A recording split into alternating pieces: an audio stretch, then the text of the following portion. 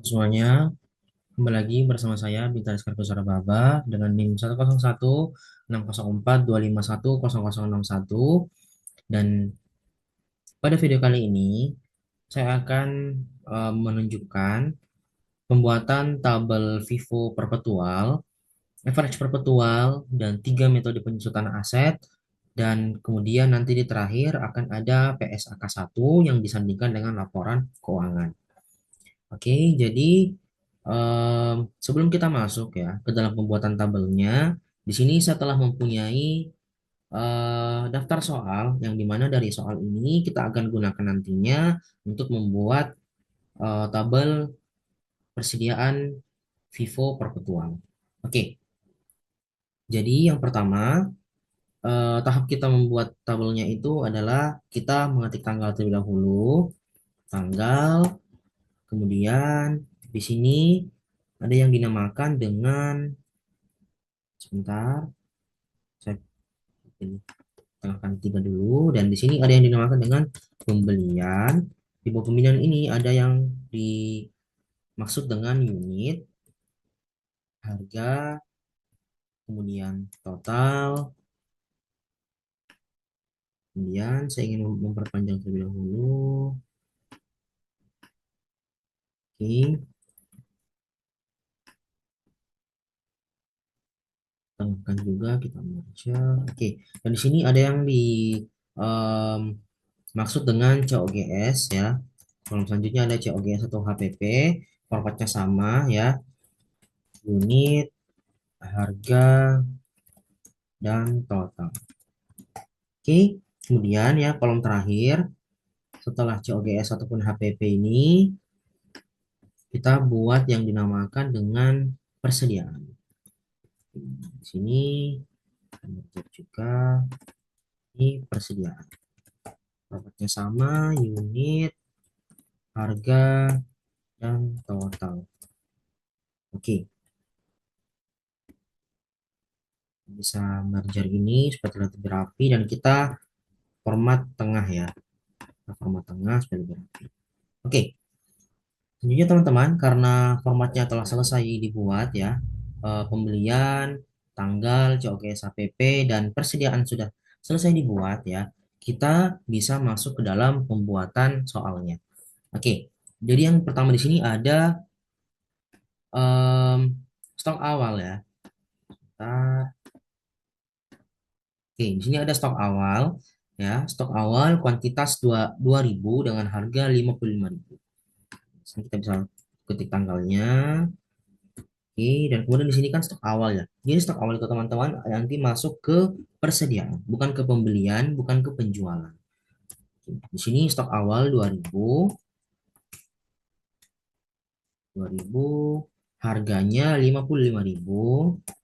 Kemudian total, ini total adalah hasil pengalian dari dua komponen unit dan harga. Nah, maka menghasilkan 110 juta rupiah. Oke, selanjutnya next, kita masuk ke tanggal selanjutnya, pembelian 1.500 dengan harga 40.000. Di sini tanggal 2, di sini pembelian dengan kuantitas 1.500 ya. 1.500. Kemudian ada harga 40.000.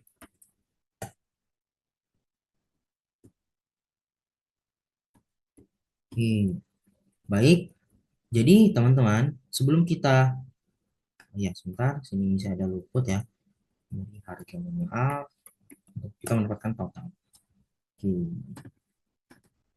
Oke. Nah, teman-teman, setelah kita membeli persediaan ya, kita jangan langsung meletakkannya di bawah sini, teman-teman. Jadi caranya adalah kita turunkan terlebih dahulu persediaan yang belum dijual, yang kita turunkan terlebih dahulu. Untuk apa? Karena untuk merepresentasikan kalau persediaannya itu belum dijual. Ya, jadi untuk mempresentasikan kalau persediaannya belum dijual dan untuk pemisahan setiap pembelian. Karena teman-teman, Di Vivo Perpetual itu setiap kita membeli persediaan itu dipisah teman-teman karena memiliki harga yang berbeda. Oke. Oke, selanjutnya next kita masuk ke tanggal 3. Masuk ke tanggal 3.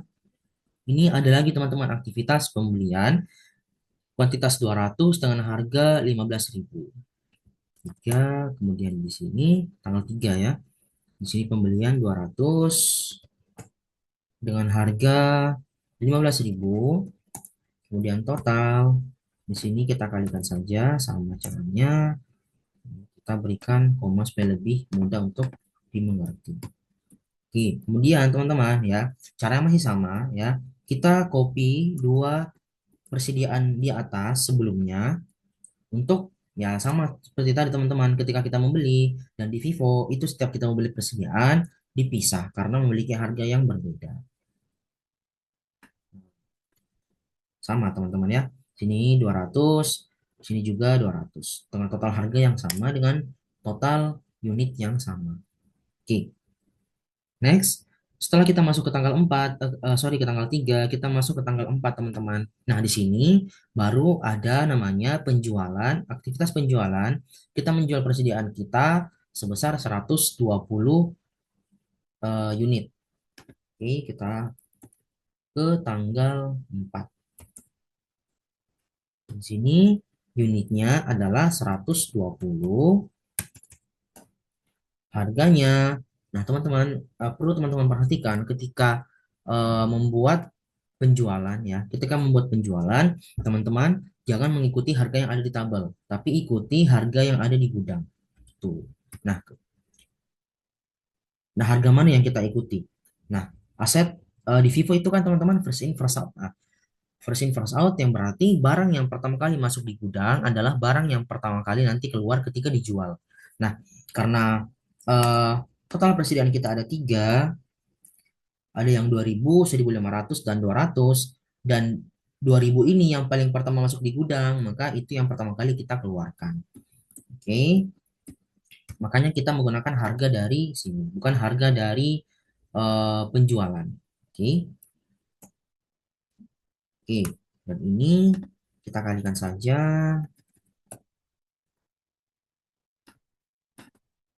Oke,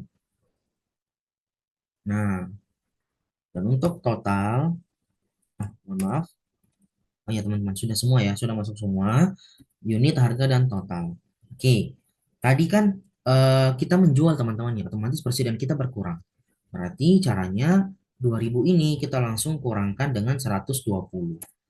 Oke ya, dan kemudian harganya masih tetap sama. Kita copy saja dan kita pindahkan ke sini. Oke, kita lihat dulu apakah hasil rumusnya sudah benar ya. Sudah benar ya teman-teman ya. Dan kemudian setelah kita mengurangi mengurangi persediaan ini maksud saya, kita turunkan ini teman-teman, turunkan dua persediaan yang belum kita jual ataupun yang belum laku. Oke, jadi sekarang persediaan kita tiga ini ya, 100 yang 1880, 1500 dan 200. Oke, oke teman-teman, next. Setelah tanggal 4 kita masuk ke tanggal 5, ada lagi penjualan teman-teman ya. Penjualan dengan harga 55.000 dengan kuantitas 700. Oke, dengan kuantitas 700. Tanggal 5, kuantitas 700. Bentar. Oh ya teman-teman, di sini kita bisa lihat ya, nampaknya ada kesalahan ya. Di sini kan harganya 55.000 sama dengan harga yang di soal ini. Mohon maaf teman-teman, saya akan koreksi terlebih dahulu. Ini saya akan beri harga 65.000 saja. Maaf, karena eh, ketika menjual teman-teman jangan menggunakan harga yang ada di tabel. Oke, tapi lihatlah harga yang ada di gudang. Oke, unitnya tadi dengan harga 65.000. Total kita kalikan saja masih sama caranya. Oke, maka akan dapat hasil 45.500.000. Oke, nah teman-teman masih sama caranya seperti tadi. barang yang pertama kali masuk di gudang adalah barang yang pertama kali keluar. Nah, karena sisa persediaan kita tiga ini, dan yang paling pertama masuk di gudang adalah yang 1880, makanya ini yang akan pertama kali keluar ataupun dijual ya. Makanya caranya sama, kita pakai rumus persediaan yang paling pertama masuk di gudang, kita kurangi saja dengan yang dijual. Oke, kemudian di sini salah ya, 55.000. Oke, sama ya teman-teman nih harganya ya. Oke, tadi saya mengikuti harga yang di tabel, maaf. Oke, 1180. Harganya masih mengikuti yang di sini. Kita copy saja dan kita paste di sini. Kemudian ini kita copy juga karena ini adalah barang yang belum laku. Oke, oke, oke teman-teman. Selanjutnya, next kita masuk ke tanggal selanjutnya, yaitu di tanggal 6 Oktober, yaitu ada penjualan sebesar 100 kuantitas, 100 unit dengan harga 2.000. Ke tanggal 6, nah ini ada penjualan 100 unit. Harganya, harga yang ada di gudang teman-teman ya. Berarti yang 55.000. Dan totalnya sama ya. Kita berikan format supaya lebih rapi. Nah, sama caranya teman-teman seperti tadi ketika kita menjual ya yang 100 kuantitas ini kita menjual ya pakai harga ataupun barang yang persediaan yang paling pertama masuk di gudang yaitu yang 1180. Kita kurangi dengan 100, harganya masih sama menggunakan harga yang 55.000. Oke, kemudian kita copy juga dan kita pindahkan di bawah. Oke, berarti sisa persediaan kita sampai di tanggal 6 ini teman-teman. Tiga ini, 1080, 1500 dan 200. Oke, oke, selanjutnya kita masuk ke tanggal 7 teman-teman. Tanggal 7 ada pembelian, ada aktivitas pembelian sebesar 150 unit dengan harga 35.000. 150 unit dengan harga 35.000 per unitnya. Untuk mendapatkannya kita mengalihkan dua komponennya. Oke, format juga supaya lebih rapi. Oke, kemudian setelah kita membeli teman-teman kan otomatis aset kita bertambah ya. Sorry, Eh, persediaan kita bertambah di gudang. Oke, berarti ini kita turunkan terlebih dahulu persediaan kita ya. Turunkan. Setelah kita turunkan tiga-tiganya, baru kita memasukkan persediaan di sini. 150 kita turunkan ke bawah. Oke, oke. Jadi, teman-teman setelah kita melakukan pembelian yang 150 ini, total persediaan kita ada 4, 1080, 1500, 200, dan 150. Oke, oke. Selanjutnya teman-teman, aktivitas selanjutnya, kita lihat. Selanjutnya ada penjualan ya, 145 kuantitas dengan harga 38.000.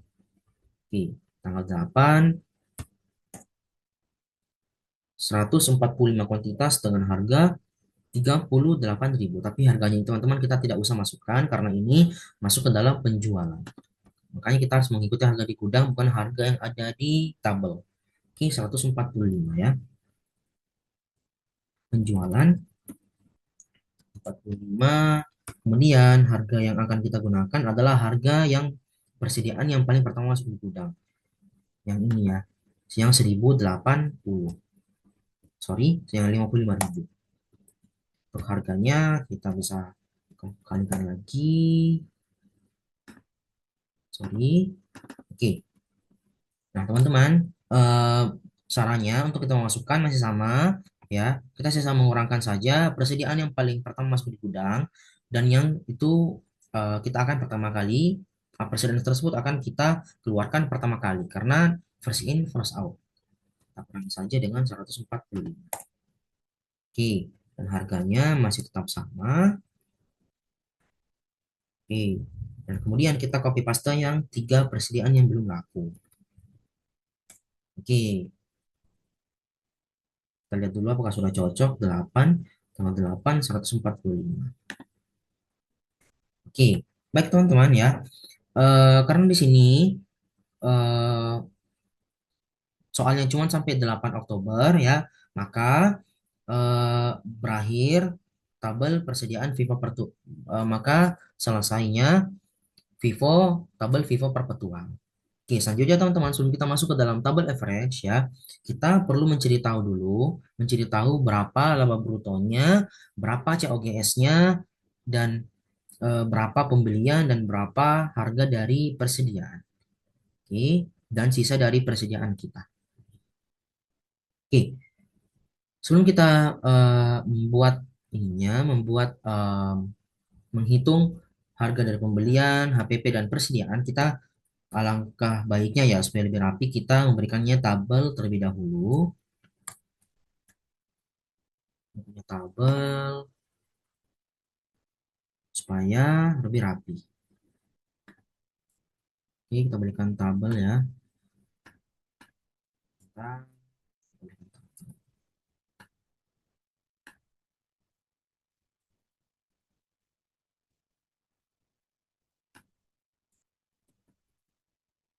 Oke, teman-teman sebentar, kita akan berikan tabel terlebih dahulu supaya terlihat lebih rapi. Dan tanggal yang memakan dua baris, teman-teman ini cukup kita tengahkan saja supaya lebih mudah untuk bisa dimengerti. Oke, ini juga kita berikan, kita tengahkan dan ini kita berikan tabel ya. Kemudian tanggalnya kita merger dan kita format tengah. Oke, mohon maaf teman-teman, nampaknya saya ada ketinggalan ya. Satu baris lagi, oke. Kita berikan tabel, kita format tengah, dan format ini kita berikan merger supaya lebih rapi. Oke, selanjutnya kita format tengah juga, berikan tabel, dan tanggal kita merger. Oke, dan kemudian tanggal 5,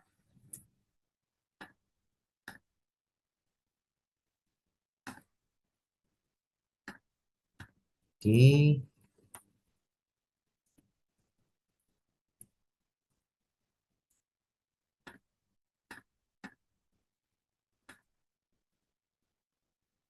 merger juga, dan dua tanggal terakhir ya, tanggal 7 dan tanggal 8 kita kan tengah, ini kita kan.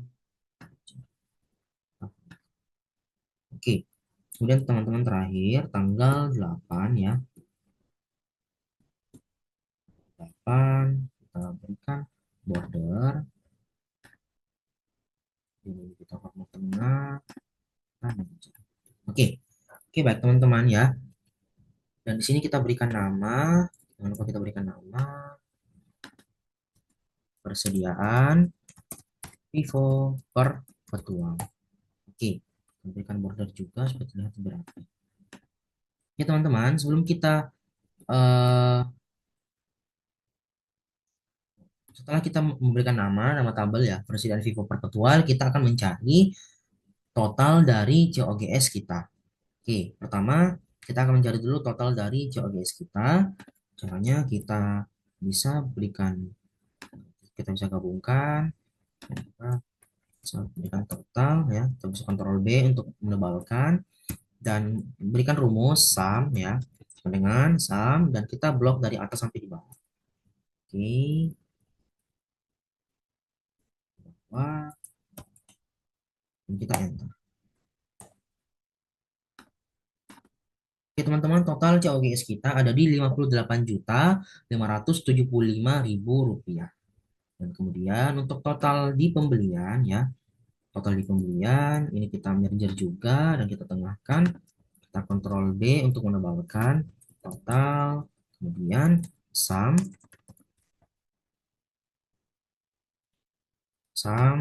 kita blok dari atas sampai di bawah dan kita tengahkan. Oke, baik teman-teman, untuk total pembelian ada di angka 68.250.000 rupiah. Oke, dan terakhir kita akan menghitung ya, kita akan menghitung sisa persediaan kita ya. Caranya menggunakan rumus sum dan kita ambil persediaan kita dari transaksi terakhir teman-teman ya. Tanggal terakhir, karena tanggal terakhir itu tanggal 8, makanya di sini kita menggunakan kita rumus sum dan kita blok sampai di bawah. Dan ini kita tebalkan juga. Dan ini teman-teman supaya lebih mudah untuk eh, ditandai, kita berikan warna ya supaya lebih mudah dan lebih enak dilihat. Oke, kemudian untuk harga teman-teman, untuk harga di penjualan persediaan mendapatkan harga 1.117.025.000 rupiah. Oke, kemudian teman-teman ya, ada satu lagi yang perlu kita cari yaitu laba bruto. Nah, gimana sih cara mencari laba bruto? Jadi caranya teman-teman, kita menggunakan tabel soal kita dan kita mencari laba brutonya dengan mengalihkan harga dengan kuantitas untuk mencari laba bruto. Nah, caranya rumus sum atau jangan tidak usah pakai rumus sum ya, mohon maaf karena nanti kita akan mengalihkan. Ini kita kali saja dua komponennya dan dapatkan harga. Dan begitu seterusnya teman-teman sampai tabel penjualan selesai. Ini juga ada, ini cukup kita tarik saja ke bawah. Maksudnya sama ya teman-teman ya. Kuantitas dan harga sama. Kemudian ada lagi di bawah, cukup kita tarik saja penjualan ya. Kemudian setelah penjualan, si ada tiga yang 38.000 ini penjualan juga. Dan ini kita kali saja dua komponennya. Oke. Dan setelah mengalihkan semua komponen ini teman-teman ya, kita bisa menggunakan rumus sum untuk mencari total dari laba bruto kita ya, sama dengan sum dan kita blok semua angka yang sudah kita cari tadi dan kita enter. Maka muncul 58.410.000 rupiah. Nah, teman-teman, kemudian di sini laba bruto ya.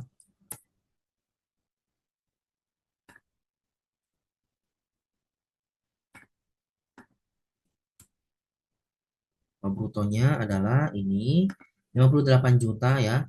58 juta kita kurangi dengan total COGS kita yang ada di sini. Dan ternyata minus teman-teman ya. Minus 165.000 ya. Minus 165.000. Oke,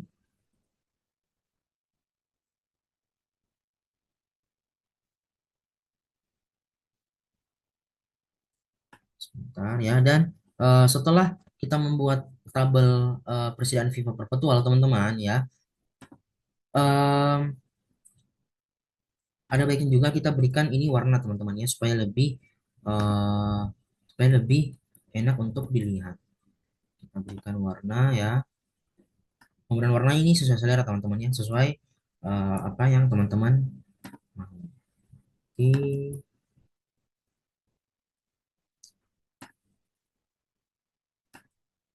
Kemudian di sini juga tabel persediaan FIFA perpetual kita berikan dengan warna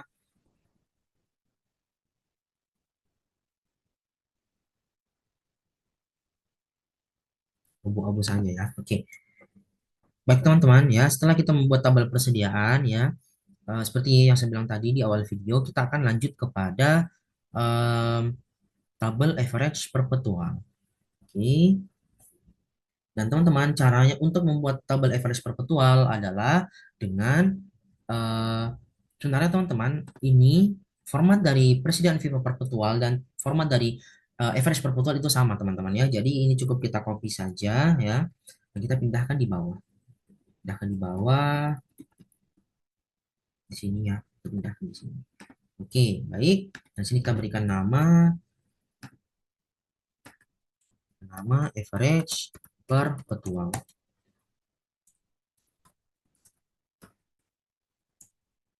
Oke. Oke, teman-teman ya.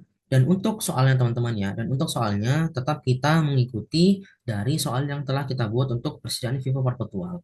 Nah, berarti soal dari persediaan vivo perpetual itu sama dengan soal yang ada di average perpetual. Oke, langsung saja kita masuk ke dalam tanggal 1, stok awal dengan kuantitas 2000 dengan harga 55.000. Oke, 55.000.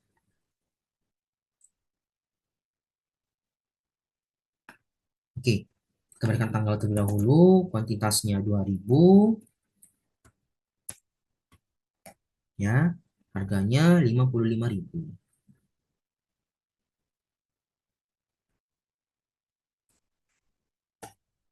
Dan untuk total ya, cukup kita mengalihkan dua dari komponen ini. Sama saja teman-teman ya caranya dengan Vivo average, sorry, Vivo perpetual. Oke, dan kita berikan koma supaya terlihat lebih rapi. Oke. Baik teman-teman, karena tanggal 1 telah selesai ya, kita bisa next ke tanggal selanjutnya, yaitu di tanggal 2 Oktober. Oke teman-teman, selanjutnya ya, masuk ke tanggal 2. Tambahkan juga, oke, tanggal 2 ada aktivitas pembelian ya, kuantitasnya 1.500 dengan harga 40.000. Oke, tadi kuantitasnya 1.500 dengan harga 40.000. Harga 40.000 ya, dengan kuantitas unit 1.500. Totalnya kita bisa kalikan juga ya, seperti biasa. Kita berikan koma supaya lebih mudah untuk dilihat.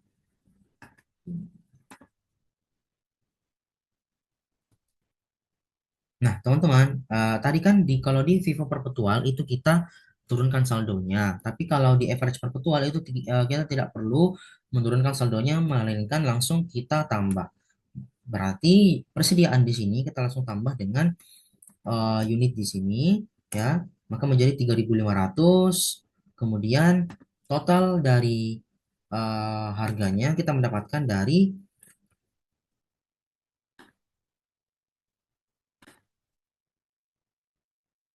caranya dengan ya menambahkan total harga di sini dan menambahkan dengan total harga pembelian kita ya.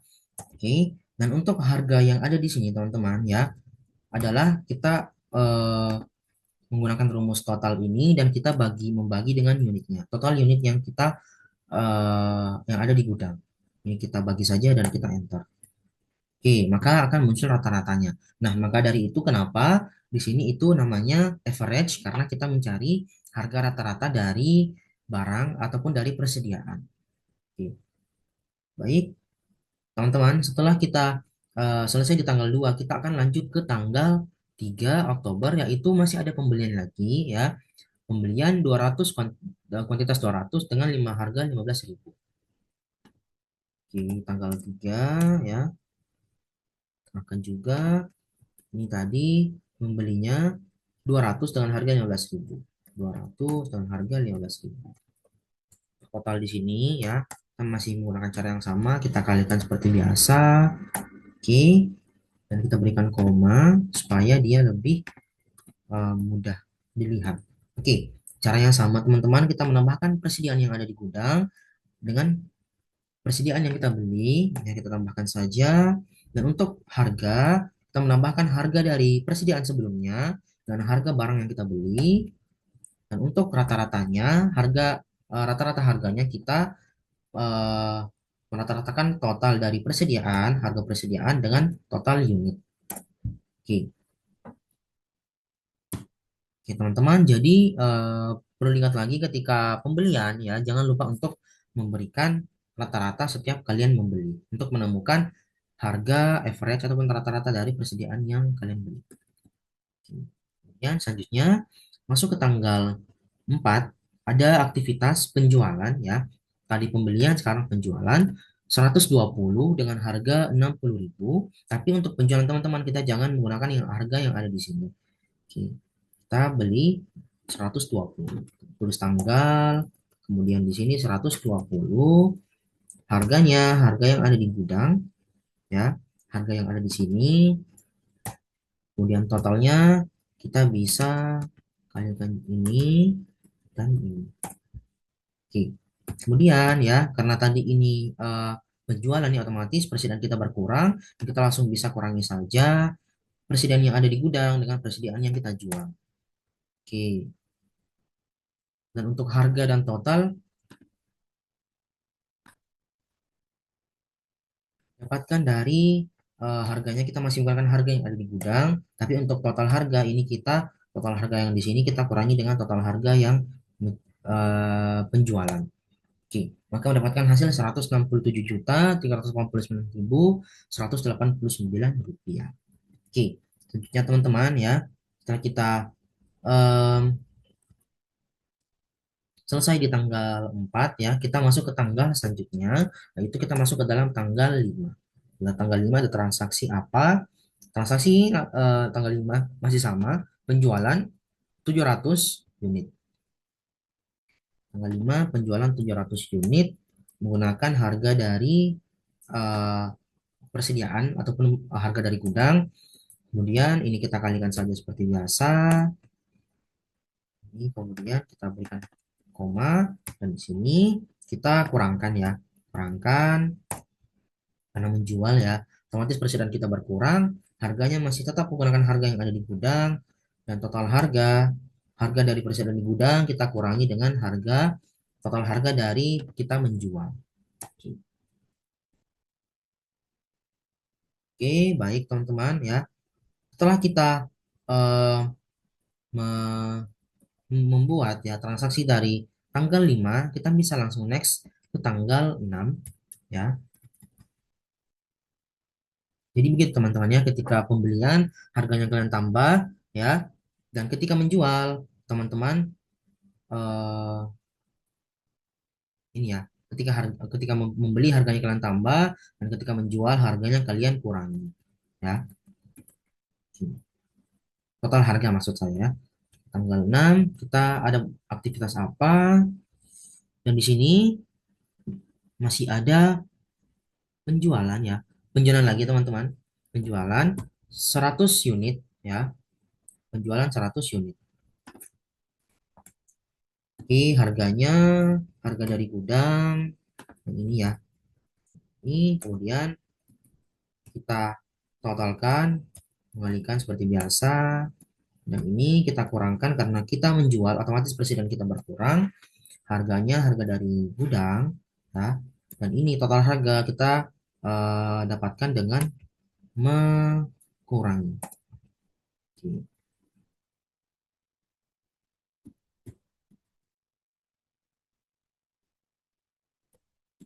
Sebentar teman-teman, menjual ya.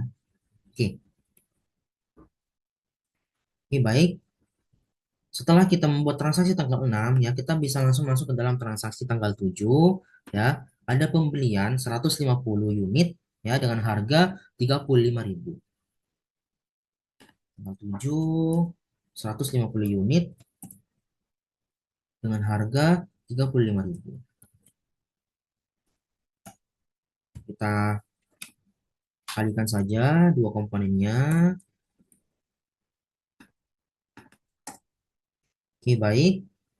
Di sini karena kita membeli ya, otomatis kita akan menambah persediaan. Dan di sini kita langsung tambah saja.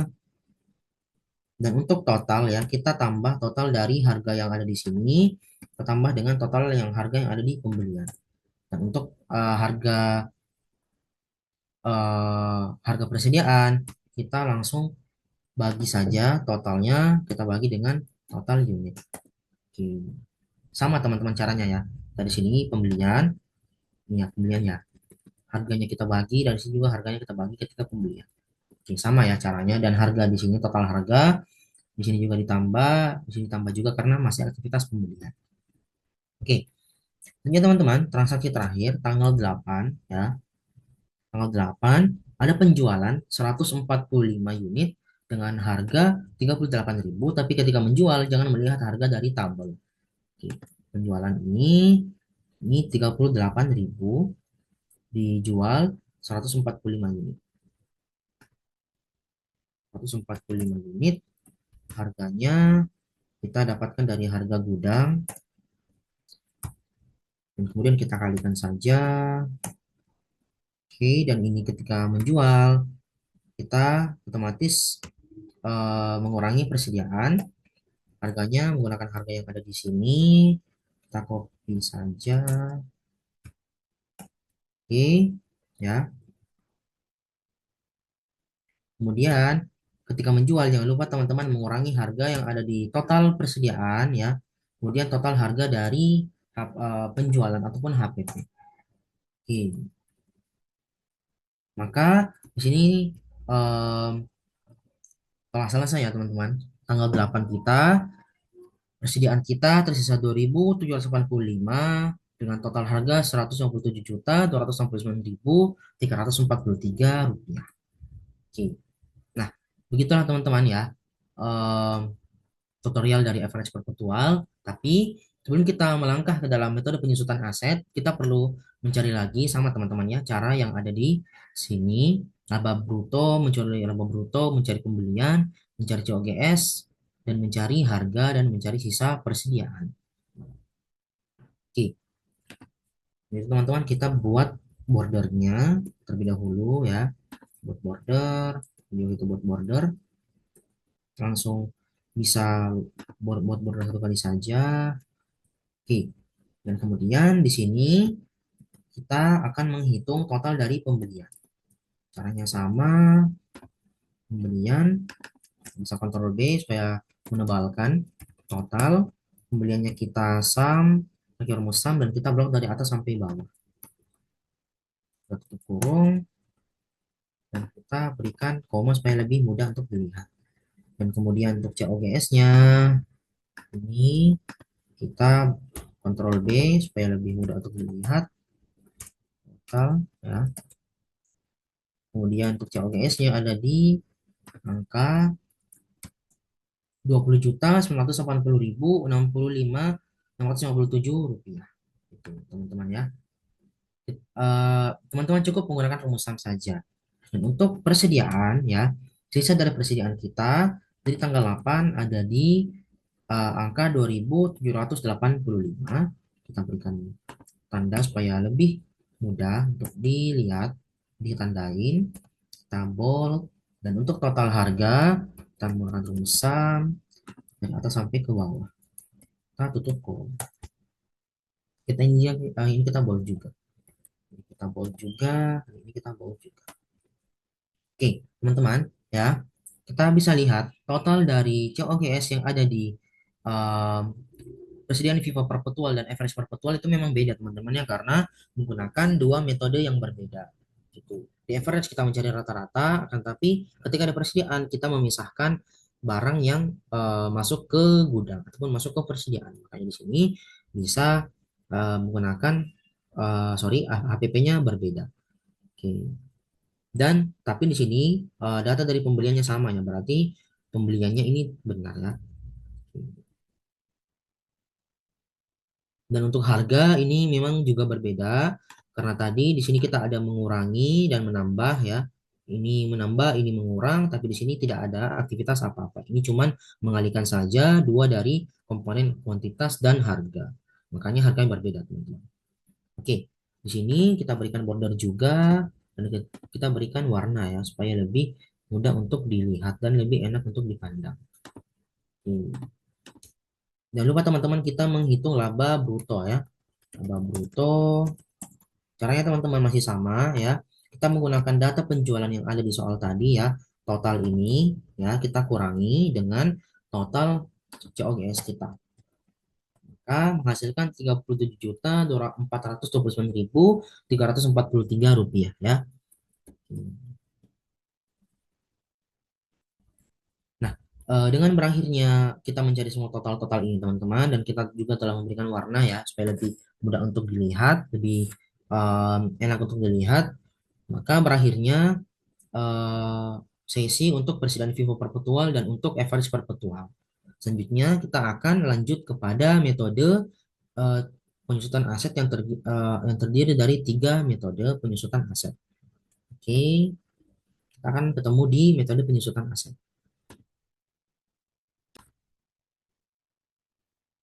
Oke, teman-teman ya. Sekarang kita masuk ke dalam simulasi depresiasi dari metode penunjukan aset. Ada straight line, garis lurus, ada unit of activity, dan kemudian terakhir ada double declining.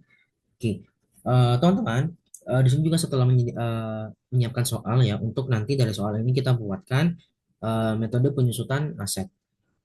Tapi di sini teman-teman ya, saya sengaja untuk eh, mengosongkan dua ini dan kenapa untuk bisa menunjukkan prosesnya ini bagaimana sih cara kita menghitung biaya yang disusutkan dengan tarif atau rate.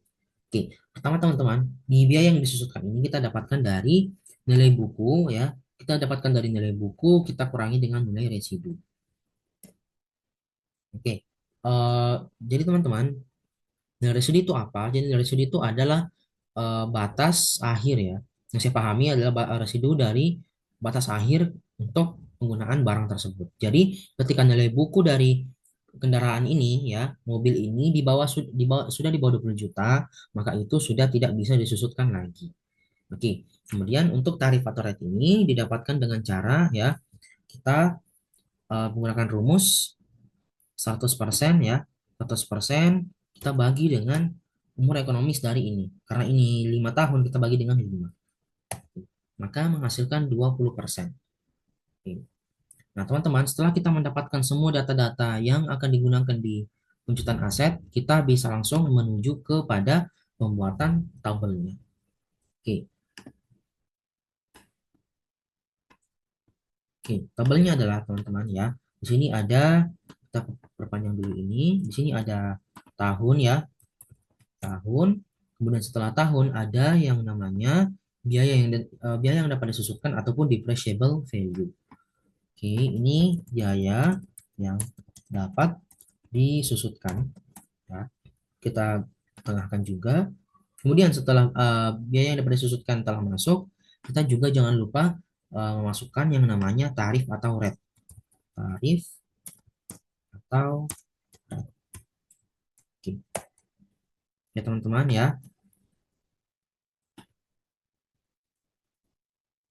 Tarif atau rate kita eh, sudah mengisinya ya, sudah memasukkan. Jangan lupa memasukkan yang namanya partial year. Kenapa partial year? Karena di sini pembeliannya ada di tanggal akhir bulan dan bukan pada awal tahun. Oke, tarif rate di sini ada partial year ya.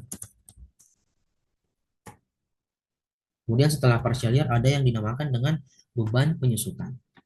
Ini kita kecilkan lagi ya, beban penyusutan.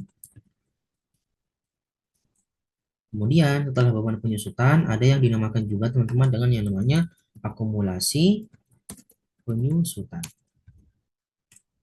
Penyusutan. Kemudian yang terakhir, kolom terakhir ada yang dinamakan dengan nilai buku akhir, teman-teman ya.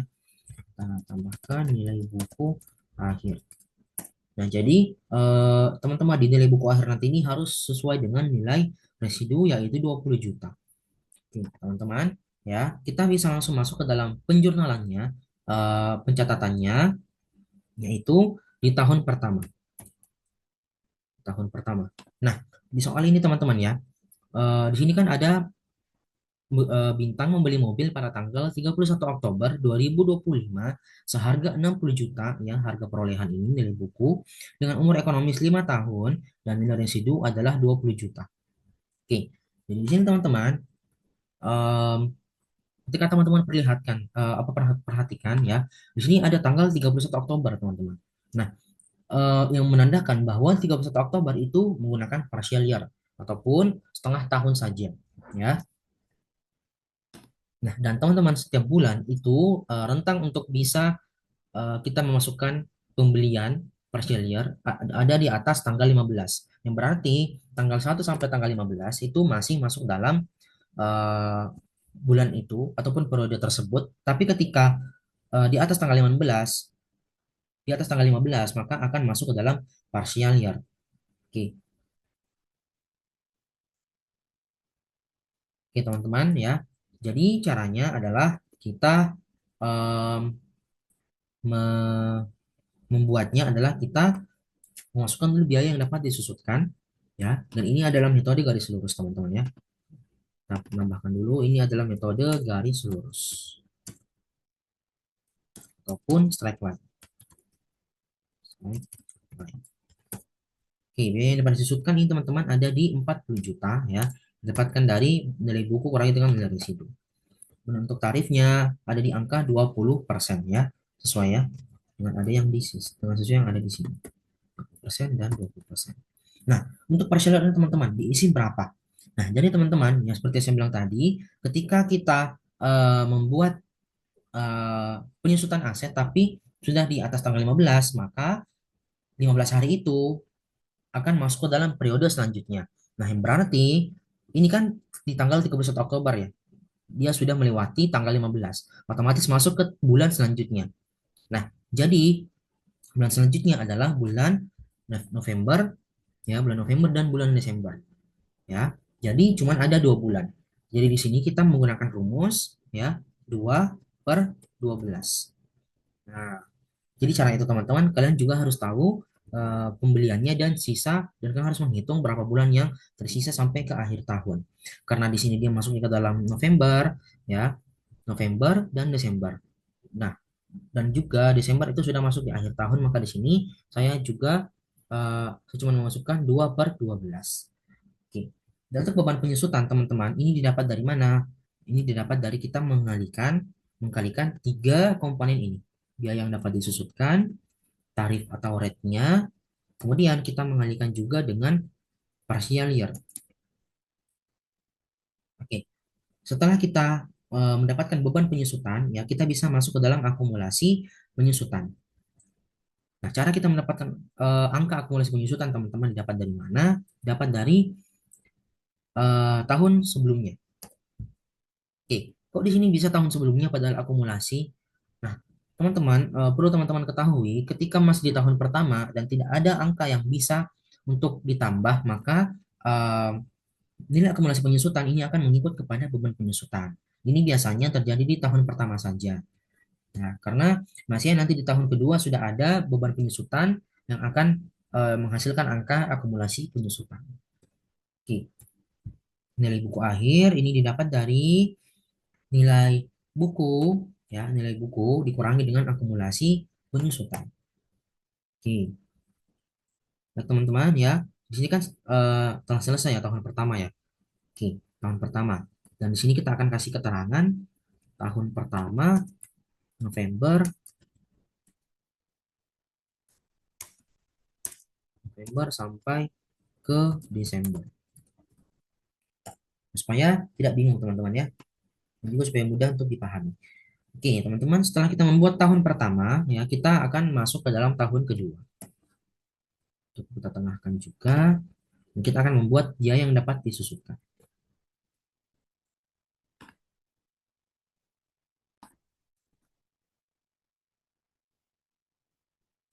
Oke, teman-teman ya, untuk biaya yang dapat disusutkan di tahun kedua ini masih sama, teman-teman ya.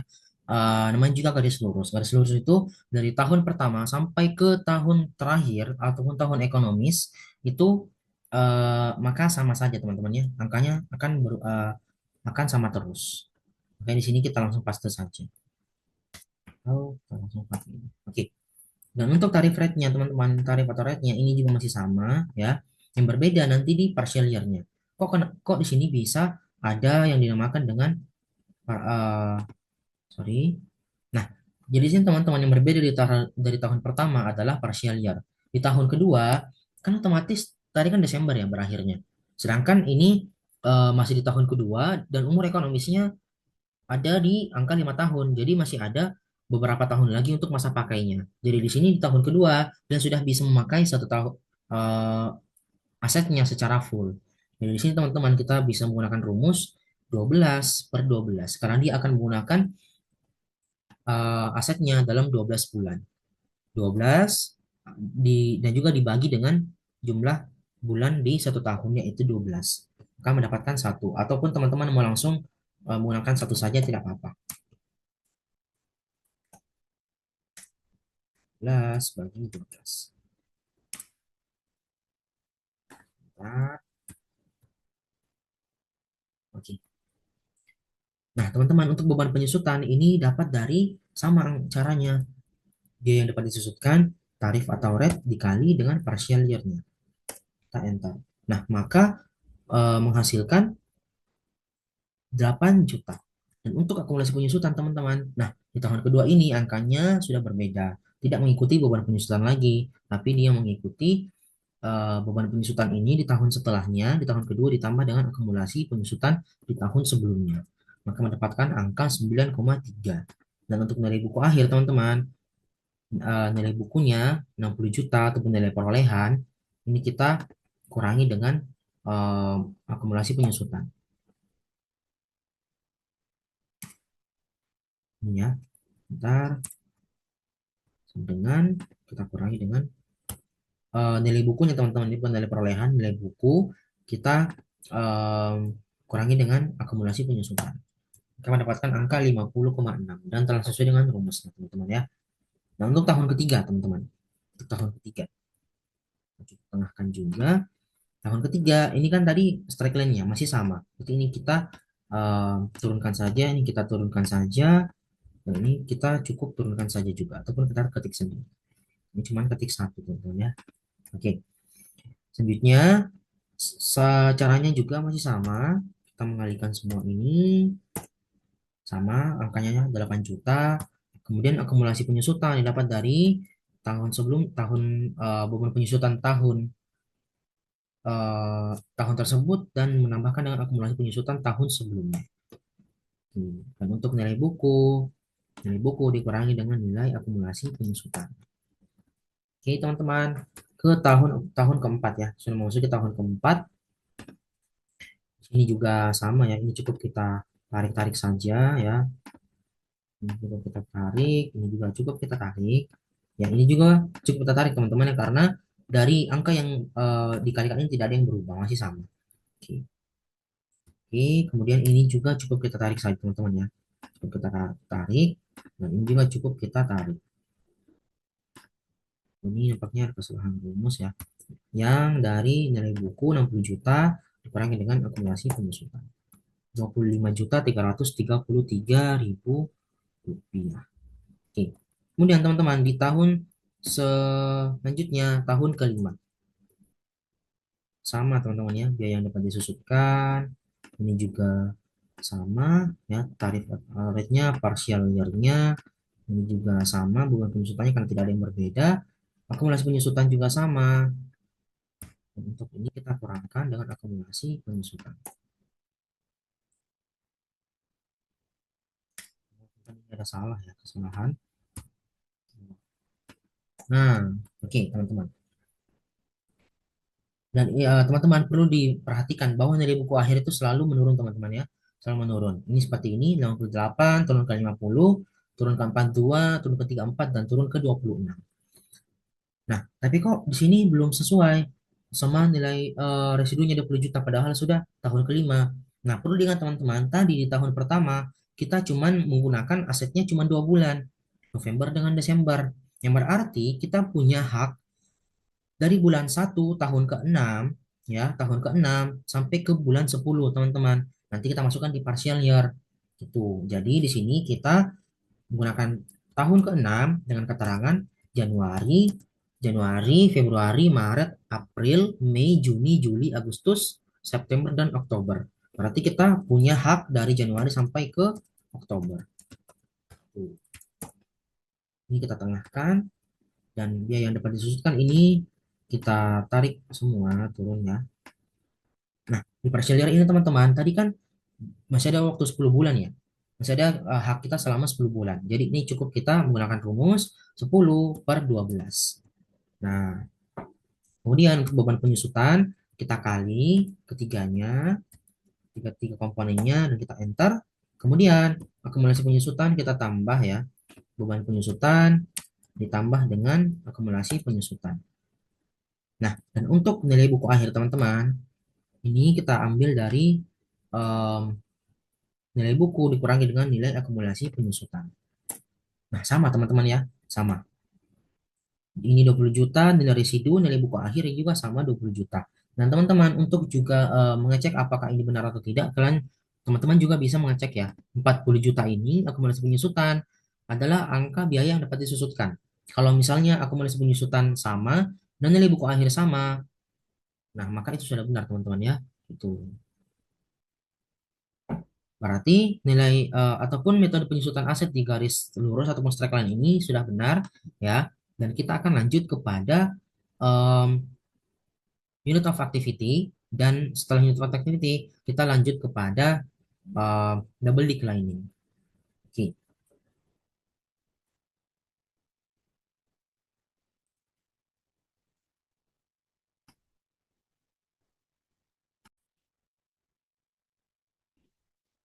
oke. Baik teman-teman ya, sekarang kita masuk ke dalam em, pembuatan ya, pembuatan dari unit of activity. Oke,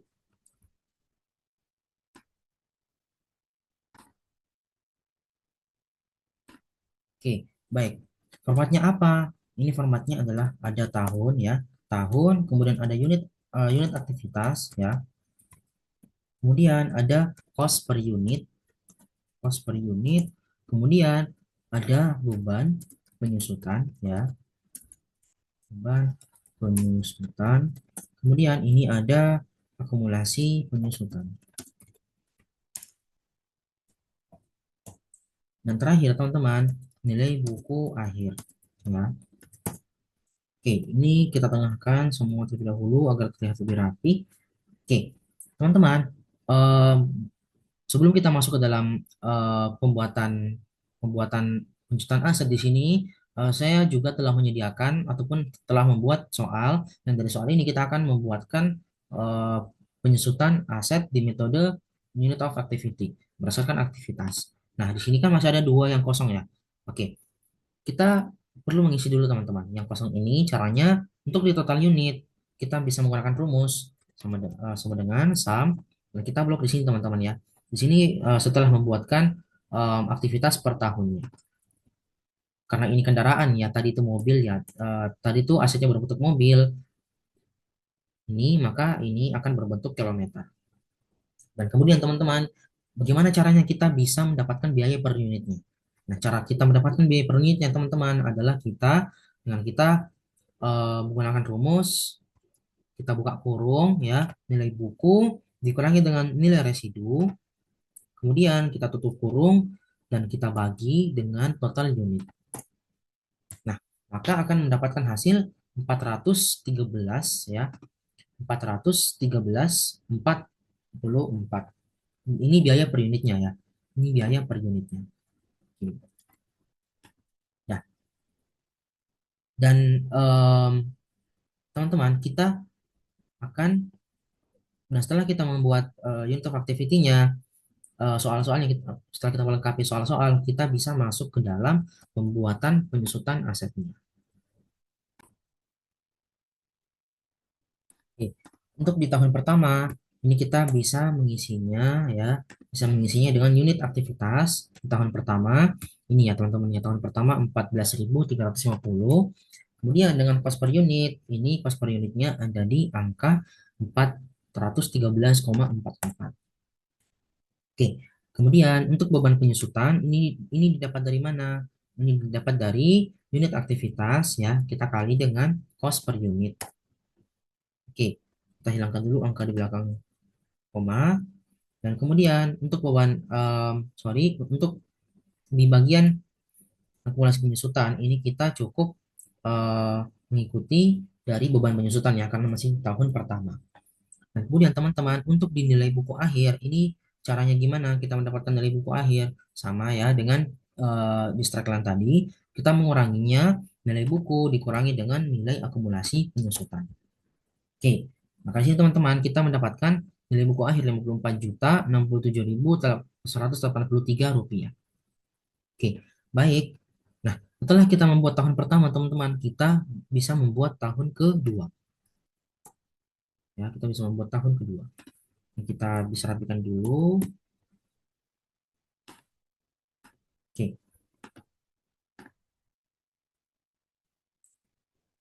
di tahun kedua teman-teman kita bisa masukkan datanya yang ada di soal. Kita bisa masukkan ke sini di unit eh, aktivitas tahun kedua ya. Kemudian untuk cost per unit ini masih sama teman-teman ya. Ini masih sama, dan sebentar, per unit ini ya. Oke. Kemudian untuk beban penyusutan pasti akan berbeda teman-teman. Ya karena dari unit aktivitas tahun pertama dan tahun kedua itu beda. Meskipun cost per unitnya sama, tapi data dari unit of activity-nya berbeda, maka pasti hasil kalinya akan berbeda. Nah, seperti ini ya. Nah, makanya di sini hasilnya berbeda. Karena meskipun cost per unitnya sama, tapi dari unit of activity-nya berbeda, maka hasilnya juga pasti berbeda. Untuk akumulasi penyusutan masih sama caranya ya. Ini kita sisa tambah saja dengan akumulasi penyusutan tahun sebelumnya. Nilai buku akhir, nilai buku dikurangi dengan akumulasi penyusutan ya. Dan untuk tahun ketiga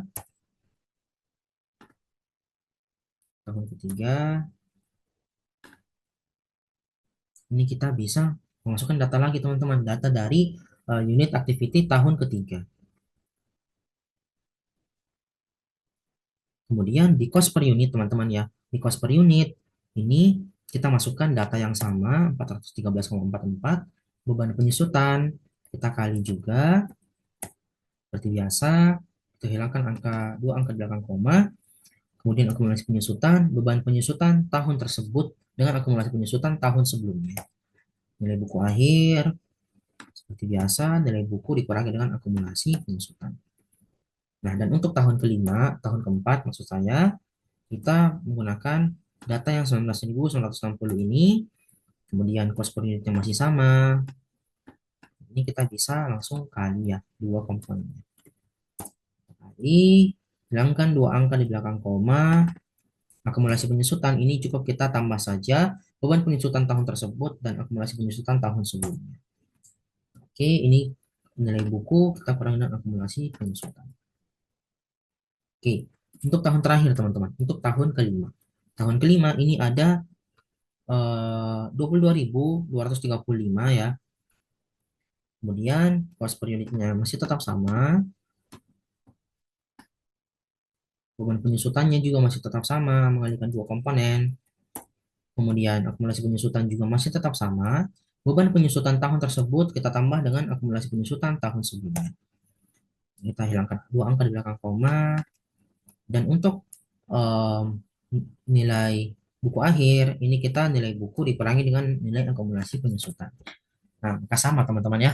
Sama, nilai residunya 20 juta, di sini juga 20 juta, dan 40 juta ini bisa didapat dari 60 juta dikurangi dengan 20 juta. Maka hasilnya sama ya, 40 juta. Oke, baik teman-teman ya, setelah kita mendapatkan hasil dari unit of activity, ya, kita membuat 5 tahun, umur ekonomisnya, membuat pencatatan penyusutan asetnya, kita telah selesai dan kita akan lanjut kepada pembuatan saldo menurun berganda. Sebelum kita masuk ke dalam tahap terakhir, yaitu nanti di akhir saya akan menjelaskan summary PSAK 1 dengan yang disandingkan dengan laporan keuangan dari perusahaan yang saya pilih. Oke.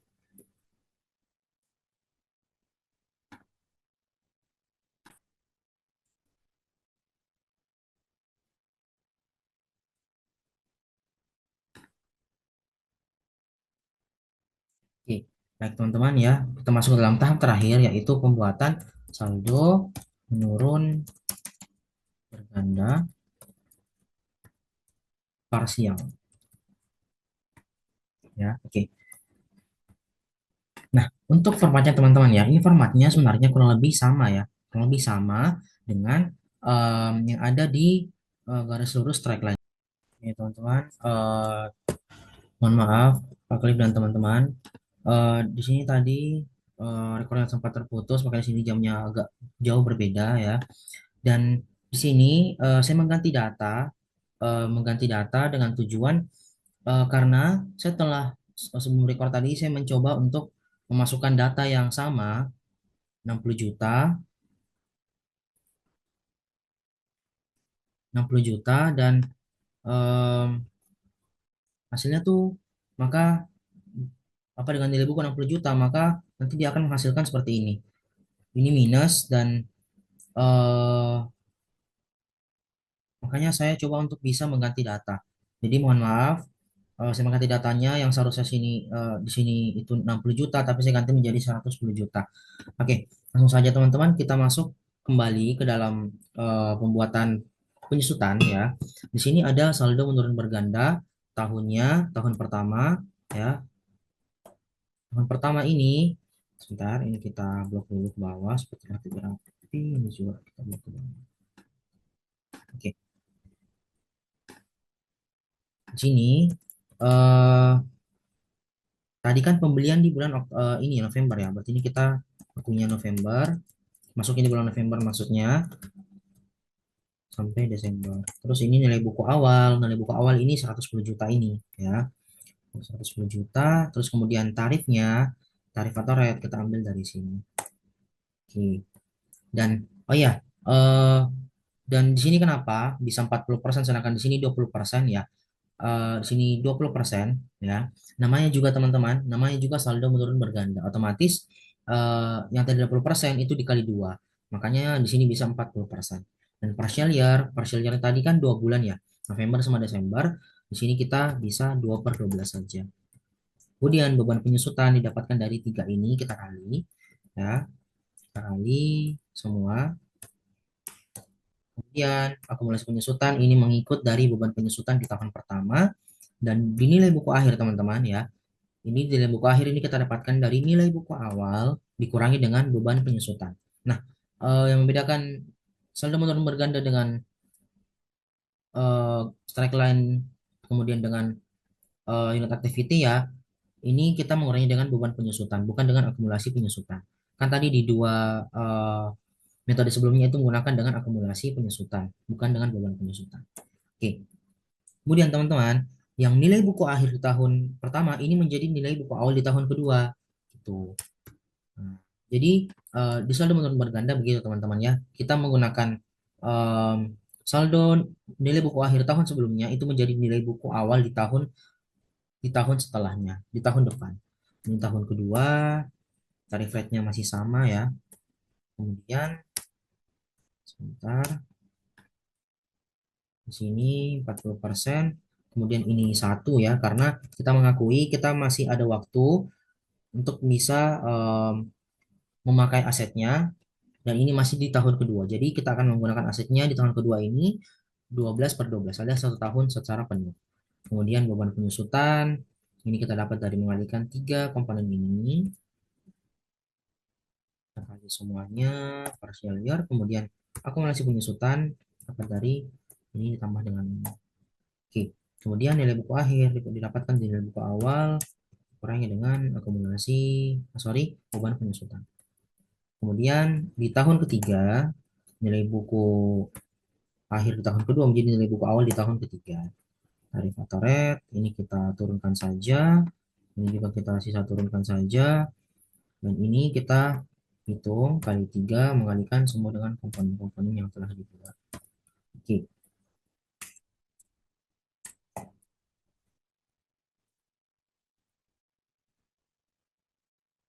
Oke. Akumulasi penyusutan.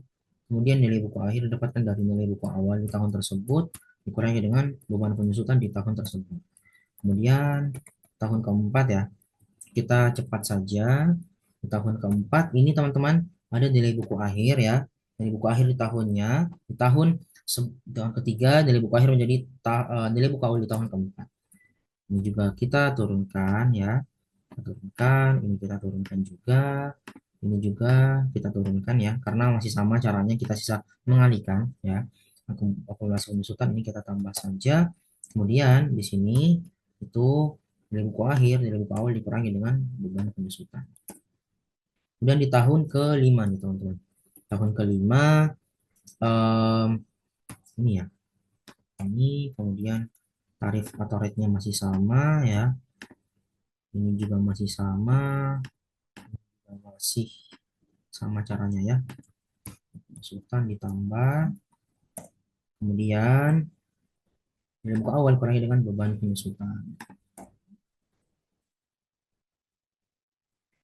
Sebentar teman-teman. Oke, kita coba ke tahun ke-6 ya.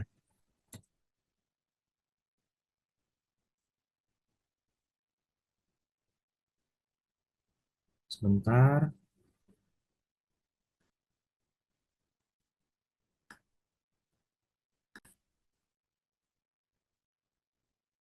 Oke, teman-teman, ini nampaknya eh, nilai buku akhirnya ini sebenarnya dia sudah melebihi dari lebih dari nilai residu. Tapi di sebentar, saya akan coba bongkar terlebih dahulu ya.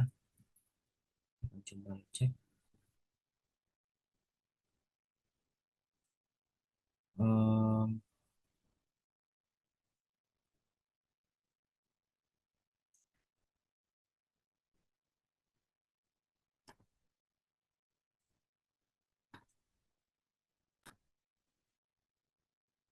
Ya teman-teman, mohon maaf di sini tadi saya hanya mengganti nilai bukunya, tapi tidak mengganti nilai umur ekonomis. Jadi di sini saya mengganti cuma 4 tahun saja ya, 4 tahun. Mohon maaf karena kesalahan memang di sini kalau kita susutkan lebih dalam lagi, ini malahan jatuhnya eh, over depreciated. Nanti kasusnya sama seperti yang ini yang di bawah. Jadi saya memutuskan untuk mencoba mengganti saja umur ekonomisnya. Dan setelah saya mencoba untuk mengganti dari umur ekonomisnya teman-teman dan Pak Cliff, di sini saya berhasil mendapatkan nilai buku akhir yang sesuai dengan nilai residunya, dan kemudian ini akumulasi penyusutan ini didapat dari 110 juta dikurangi dengan 20 juta, dan beban penyusutan ini saya dapat dari em, nilai buku awal dikurangi dengan nilai buku akhir di sini ataupun nilai residu. eh Baik, mungkin eh, cukup sampai di sini saja video eh, persediaan dan penyusutan. Dan kita akan lanjut kepada video PSAK. Dan mohon maaf, aku dan teman-teman di sini saya tidak maksimal dalam pengerjaan saldo menurun berganda parsial ya, karena si pribadi juga merasa bingung kenapa di sini bisa kasusnya sama seperti ini. Dia jatuhnya over depreciated.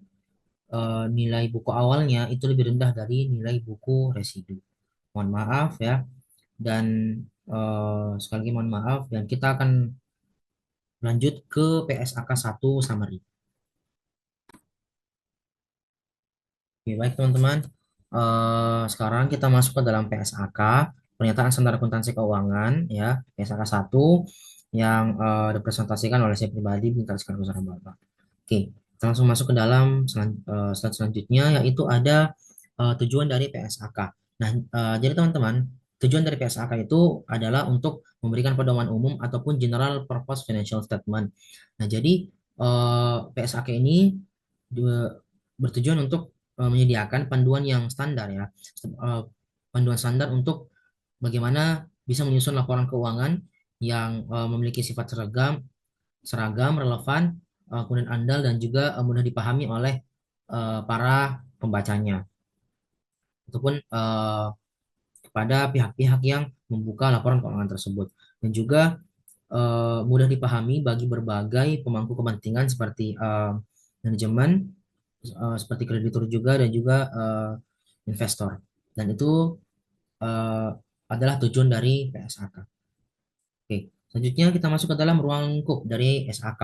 Nah, jadi ruang lingkup dari SAK itu ada dua teman-teman, yang dibagi menjadi dua. Yang pertama, eh, pernyataan dari standar akuntansi keuangan itu hanya berlaku di dalam penyajian laporan keuangan yang konvensional ataupun laporan keuangan yang umum, dan juga sesuai dengan standar akuntansi keuangan. Nah, kan tetapi teman-teman, em, PSAK 1 ini dia tidak berlaku ketika dalam penyusunan ataupun penyajian laporan keuangan yang berada dalam ranah kesyariatan. Karena kenapa? Memiliki dasar ataupun landasan hukum yang berbeda. Oke. Jadi makanya pernyataan SAK ini tidak berlaku di ranah hukum kesyariatan. Oke, kemudian di laporan keuangan. Nah, eh, untuk PSAK 1 teman-teman, laporan keuangan itu berarti yaitu suatu penyajian yang bersifat terstruktur ya, yang teratur, dan juga dari posisi keuangan dan juga dari kinerja keuangan suatu entitas tertentu, suatu perusahaan, suatu individu ataupun pihak-pihak lainnya.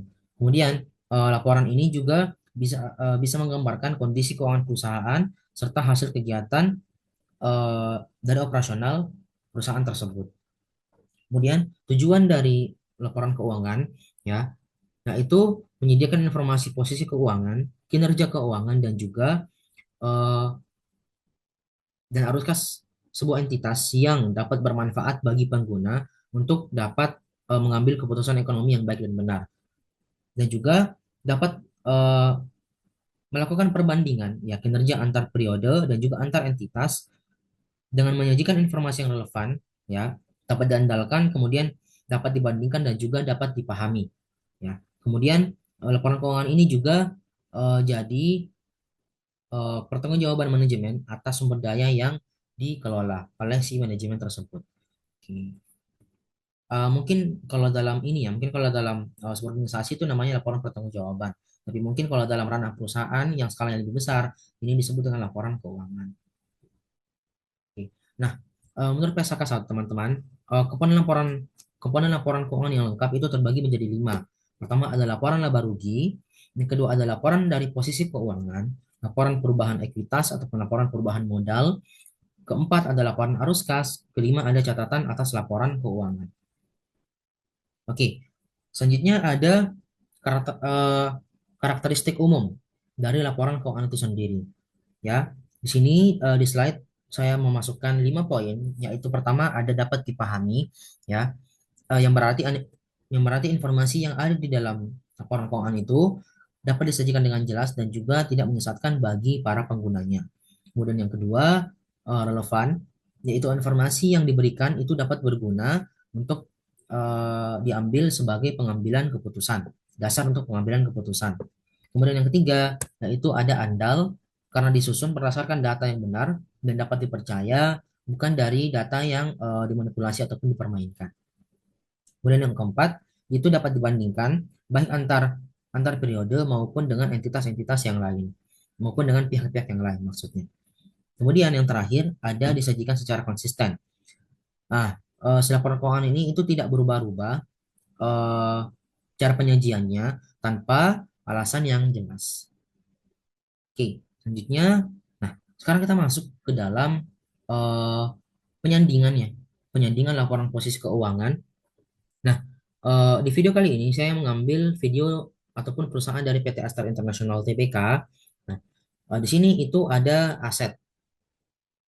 Nah, di struktur dan urutan penyajian teman-teman ini telah sesuai dengan PSAK. Kenapa? Ya, karena eh, aset itu disajikan terlebih dahulu, diikuti dengan liabilitas ataupun utang, lalu ekuitas atau modal. Ya, dan di sini itu telah sesuai juga ya, telah sesuai. Ini aset. Nah, kemudian aset itu teman-teman ada terbagi dua, aset lancar dan tidak lancar. Nah, di sini kita bisa lihat di poin kedua yaitu ada klasifikasi aset dan liabilitas yang telah sesuai juga dengan PSAK, karena PSAK 1 itu mewajibkan pemisahan antara aset lancar dan tidak lancar. Kemudian pemisahan antara liabilitas jangka pendek dan juga pemisahan antara utang jangka panjang. Kemudian selanjutnya ini ada aset lancar yang juga telah sesuai dengan PSAK. Kenapa demikian? Karena sebuah aset itu dapat diklasifikasikan diklasifikasikan sebagai aset lancar yang jika memenuhi beberapa syarat tertentu. Pertama, ini ada diperkirakan akan direalisasikan dalam siklus operasi normal, ya. Yang kedua, dimiliki untuk diperdagangkan. Kemudian yang ketiga, nah itu ada direalisasikan dalam 12 bulan ataupun dalam periode 1 tahun. Kemudian ada berupa kas dan setara kas. Di sini eh, berupa kas dan setara kas ini ya teman-teman ya, di atas berupa kas atau setara kas. Paling atas di bawah tulisan aset lancar. Nah, kemudian di sini ada juga dimiliki untuk diperdagangkan. Di sini ada persediaan ya teman-teman ya. Di sini ada persediaan yang dimana persediaan ini nanti akan diperdagangkan. Oke, selanjutnya masuk ke dalam laporan posisi keuangan yang bagian kedua ya. Di sini ada liabilitas jangka pendek disajikan terlebih dahulu, kemudian diikuti oleh liabilitas jangka panjang. Nah, jadi eh, yang disajikan terlebih dahulu itu teman-teman adalah utang jangka pendek ya, bukan utang jangka panjang. Utang jangka pendek ini dalam kurun waktu, ya, dalam kurun waktu 1 tahun, ya. Jika di atas 1 tahun setelah pelaporan maka masuk dalam utang jangka panjang ataupun liabilitas jangka panjang. Kemudian ini ya, misalnya di sini klasifikasi terpisah sesuai dengan PSAK karena utang jangka pendek ini dipisahkan secara jelas ya, secara jelas dan juga dapat dipisahkan dari utang jangka panjang. Dipisahkan di sini ya, secara rinci, diberikan informasi per akun-akunnya. Kemudian di sini ada utang jangka pendek. Nah, ini tadi teman-teman yang saya sebutkan. Utang jangka pendek ini adalah yang diperkirakan akan diselesaikan dalam siklus operasi normal perusahaan atau dalam jangka waktu 12 bulan setelah periode pelaporan, termasuk dengan utang dengan tujuan untuk diperdagangkan. Kemudian, liabilitas jangka panjang ini juga telah sesuai dengan PSAK. Kenapa? Karena utang jangka panjang itu adalah utang yang di mana waktu penyelesaiannya itu diperkirakan lebih dari 12 bulan setelah periode pelaporan. Nah, biasanya utang jangka panjang ini termasuk utang bank ya, utang bank, terus juga eh, utang-utang KPR. Nah, itu juga termasuk dengan utang jangka panjang karena memiliki masa penyelesaian itu di atas 12 bulan. Kemudian di sini ada pajak tangguhan ya.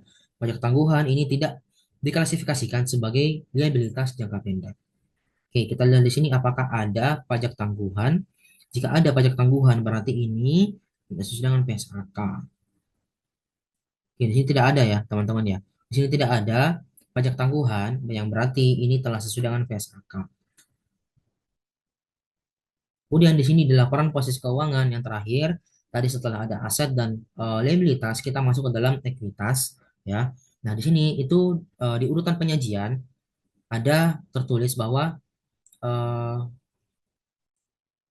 sisi ekuitas itu disajikan setelah liabilitas dalam laporan posisi keuangan. Artinya di bagian paling bawah ya setelah aset dan liabilitas. Kemudian di sini ada klasifikasi ekuitas ataupun pengelompokan ekuitas. Nah, di sini tertulis komponen ekuitas itu disajikan secara terpisah sesuai dengan jenis dan sumbernya untuk bagaimana bisa memberikan informasi yang jelas mengenai struktur permodalan perusahaan. Artinya perusahaan ini berdiri itu dari modal mana aja sehingga dapat diketahui setiap jenis-jenisnya dan juga sumber-sumbernya. Oke, di sini sudah terbagi ya teman-teman ya. Di sini ada modal saham yang yang terbagi menjadi dua poin yaitu modal dasar dan ada modal ditempatkan dan disetor penuh. Kemudian ada juga tambahan modal disetor.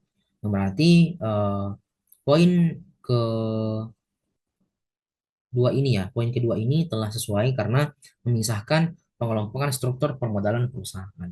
Kemudian yang ketiga ini ada modal saham. Nah, lain juga telah sesuai dengan PSAK karena modal saham itu disajikan sebesar nilai nominal saham yang telah ditempatkan dan disetor oleh pemilik kepada perusahaan. Di sini juga sudah ada ya modal ditempatkan dan disetor penuh sebesar nominal ini dan saham biasa. Oke, kemudian di sini ada tambahan modal disetor. Tambahan modal disetor itu mencerminkan selisih lebih setoran modal pemilik di atas nilai nominal saham. Dan di sini juga ada tambahan modal disetor ya. Tambahan modal disetor ini sebesar 1.139. Dan ini juga telah sesuai dengan PSAK. Kemudian, teman-teman, kita masuk ke dalam laporan selanjutnya, yaitu ada laporan laba rugi. Nah, jadi laporan laba rugi ini ada pertama bentuk penyajian. Nah, ini sesuai dengan PSAK. Kenapa demikian? Karena di PSAK 1 itu teman-teman memperbolehkan untuk menyajikan dalam dua pilihan. Yang pertama itu ada satu laporan yang mencakup laba rugi dan penghasilan komprehensif lain atau dua laporan terpisah ya, yaitu laporan laba rugi satu dan laporan penghasilan komprehensif lain. Jadi dipisah. Nah, tapi di laporan tahun 2024 ini itu digabungkan. Dari mana saya dapat mengetahui ini sebenarnya teman-teman dapat kita ketahui dari namanya saja kita membacanya. Laporan laba rugi dan penghasilan komprehensif lain. Konsolidasian berarti di laporan laba rugi ini PT Astra International menjadi satu antara laporan laba rugi dan laporan eh, komprehensif lain, laporan penghasilan komprehensif lain ataupun yang disingkat dengan OCI, Other Comprehensive Income. Kemudian di sini ada pos minimum. Nah, pos minimum ini teman-temannya itu akun-akun yang sekurang-kurangnya ada di dalam laporan laba rugi. Di sini ada pendapatan, di sini ada beban, laba atau rugi, penghasilan komprehensif lain, dan juga ada total laba komprehensif. Oke, di sini teman-teman, di sini ada pendapatan ya, di sini ada pendapatan, ada beban juga, ini ada beban penjualan, beban umum dan administrasi, penghasilan bunga dan lain-lain. Kemudian ada laba atau rugi. Kemudian di sini ada juga penghasilan komprehensif lain atau other comprehensive income ya. Kita bisa lihat di sini penghasilan komprehensif lain. Oke. Kemudian ada total laba komprehensif. Oke, selanjutnya teman-teman di sini ada pengklasifikasian beban, yaitu beban dapat disajikan berdasarkan dua, yaitu sifat beban itu sendiri, kemudian dari fungsi beban.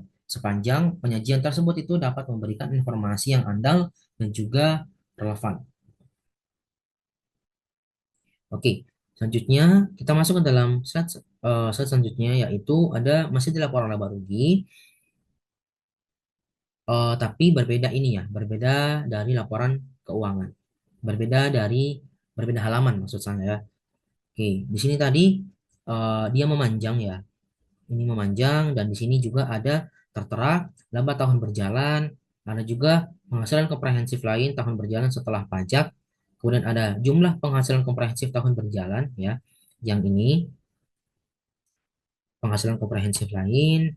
Kemudian ada juga eh, penghasilan komprehensif yang diatribusikan kepada dua pihak, yaitu yang pertama yaitu pemilik entitas induk, yang kedua sebagai kepada kepentingan non pengendali.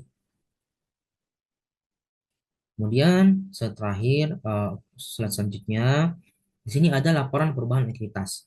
Nah, di laporan perubahan ekuitas ini teman-teman dibagi menjadi dua. Di slide pertama ini itu ada pengungkapan dividen. Nah, jadi menurut PSAK 1, di laporan perubahan ekuitas itu wajib untuk mencantumkan yang dinamakan dengan pengungkapan dividen. Pengungkapan dividen ini artinya jumlah dividen yang dibagikan oleh perusahaan kepada pemilik. Kita lihat, kita zoom in di tahun 2024 ya. Ini ada dividen ya teman-teman ya. Di sini ada dividen yang berarti ini telah sesuai dengan PSAK 1. Kemudian poin kedua ada saldo awal dan akhir ekuitas periode. Nah, total saldo pada awal periode dan akhir periode yang tercantum dalam laporan perubahan ekuitas. Nah, sini teman-teman ya. Di sini itu saldo dari 1 Januari sebagai awal periode.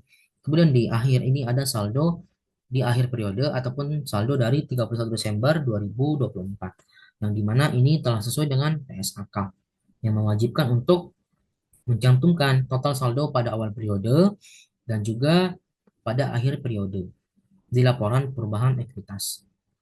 Kemudian selanjutnya ini ada teman-teman yang dinamakan dengan laporan arus kas. Nah, di laporan arus kas ini teman-teman itu ada terbagi menjadi tiga. Pertama ada laporan arus kas aktivitas operasional paling atas, kemudian dari investasi yang kedua ya. Yang ketiga ini ada laporan arus kas dari pendanaan. Ini ya, laporan aktivitas dari pendanaan. Dan juga di sini ada informasi, nah ini telah sesuai dengan PSAK, yang dimana ini menyediakan informasi bagi pengguna laporan keuangan terhadap entitas perusahaan dalam menghasilkan kas dan setara kas. Oke. Kas dan setara kas di sini ya teman-teman ya. Di sini kas dan setara kas pada awal tahun, dan di sini ada kas dan setara kas pada akhir tahun. Yang dimana di sini kita bisa lihat jumlahnya meningkat ya. Dari sini 41 miliar rupiah, di sini mohon maaf di sini 41.136 miliar. Kemudian di sini di akhir tahun 48.439 miliar. Oke, selanjutnya ya kita masuk ke dalam terakhir eh, laporan keuangan yang terakhir yaitu ada catatan atas laporan keuangan. Nah, di CHL kan ya teman-teman ataupun catatan atas laporan keuangan ini ada informasi umum. Nah, informasi umum ini berisi tentang eh, pendirian-pendirian perusahaan, kemudian eh, di mana perusahaan tersebut itu berdomisili ataupun di mana perusahaan tersebut letaknya ya, nama nama alamatnya gitu. Dan juga Di sini ada keterangan-keterangan lainnya yang relevan. Oke. Kemudian di sini ada kebijakan informasi yang relevan. Poin pertama ini ada kebijakan akuntansi yang material. Kita bisa lihat di poin kedua di sini. Nah, kemudian di sini kita bisa baca laporan keuangan konsolidasian, perseroan dan entitas anak grup disusun berdasarkan standar akuntansi keuangan yang mencakup pernyataan dan interpretasi yang dikeluarkan oleh Dewan Standar Akuntansi Keuangan ataupun DSAKIAI dan juga diotorisasi oleh para direksi pada tanggal 27 Februari 2025. Nah, di sini juga di poin A di sini mereka mencatat bahwa mereka ini menggunakan accrual basis kecuali di laporan arus kas, konsolidasian dan apabila dinyatakan lain. Kenapa dikecualikan arus kas? Seperti yang mungkin teman-teman ketahui bahwa arus kas itu bisa misalnya di operasional itu bisa bertambah ketika uang kasnya masuk gitu, tidak berlaku ketika hanya piutang gitu. Makanya di sini accrual basis. Nah, dan lawan dari accrual basis adalah cash basis. Cash basis itu teman-teman adalah ketika uangnya diterima gitu. Makanya di sini uh, ada pengecualian untuk laporan arus kas. Karena laporan arus kas itu bisa uh, digunakan ketika uang kasnya masuk dan itu sesuai dengan cash basis. Oke, selanjutnya teman-teman di sini slide selanjutnya ada catatan atas laporan keuangan itu ada tujuan dari CALK. Nah, tujuan CALK ini teman-teman ada tiga, memberikan pemahaman yang lebih komprehensif, yang lebih jelas terhadap laporan keuangan. Kedua, dapat meningkatkan transparansi dan akuntabilitas dalam pengelolaan keuangan. Ya. Kemudian yang ketiga, dapat menjadikan informasi yang diperlukan agar laporan keuangan itu dapat disajikan secara wajar ataupun fair presentation. Kemudian teman-teman, di sini itu ada di poin kedua, ini ada menyajikan informasi dasar yang dimana penyusunan di laporan keuangan ini juga telah sesuai dengan PSAK ya. Di sini ada mengungkapkan dasar pengukuran kebijakan yang relevan serta asumsi dalam estimasi. Ketiga, ini mengungkapkan informasi yang diisyaratkan untuk tidak disajikan di bagian manapun di laporan keuangan. Kemudian laporan keuangan ini disajikan secara sistematis ataupun berurut atau dalam kata lain berurut ya. Oke. Jadi teman-teman ini ada di PSAK ada yang dinamakan dengan penyampaian informasi tambahan. Tentunya dengan catatan eh, si informasi yang diberikan tersebut itu masih relevan. Seperti ini di poin rincian liabilitas pajak tangguhan. Di sini ya, rincian liabilitas pajak tangguhan entitas anak. Nah, di sini mereka menyampaikan informasi tentang rincian liabilitas pajak tangguhan. Kemudian selanjutnya ada transaksi dengan pihak berelasi. Nah, di sini juga mereka mengungkapkan di laporan keuangan mereka di CALK yang berisi tentang transaksi dengan pihak-pihak berelasi yang sebagaimana didefinisikan ataupun diartikan dalam PSAK 224 yaitu tentang ungkapan pihak-pihak yang berelasi. Oke. Dan ini telah sesuai dengan PSAK ya karena mereka mencantumkan di dalam catatan atas laporan keuangan mereka. Oke, oke, baik teman-teman. Mungkin cukup sampai di sini saja ya video saya pada kesempatan kali ini, video ALP.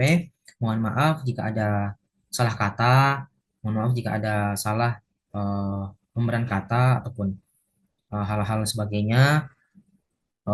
Setelah berusaha semaksimal mungkin untuk bisa menampilkan video yang sebagus mungkin, kurang lebihnya mohon dimaafkan. Kita ketemu di lain waktu. Thank you guys, thank you for watching.